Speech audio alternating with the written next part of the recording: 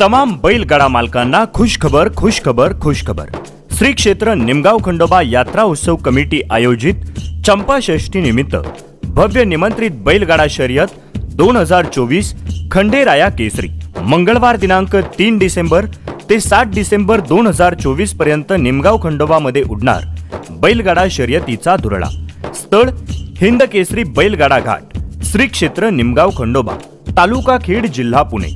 Semifinal व final 7 December 2024 रोजी।